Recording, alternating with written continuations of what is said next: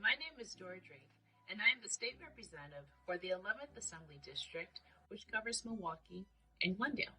We know health is a key indicator of quality of life for families and communities.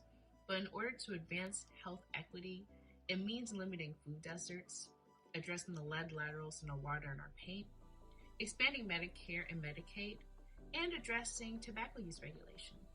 According to CDC, did you know that approximately 1 in 4 high school students use e-cigarettes, also known as vaping? Here in the state of Wisconsin, there is no regulation for e-cigarettes. We need to ensure that our youth safety and health is protected, which is why I'm a co-author of AB 250. AB 250, one of the provisions will ensure that e-cigarettes are subject to the same regulation as other tobacco products here in the state of Wisconsin.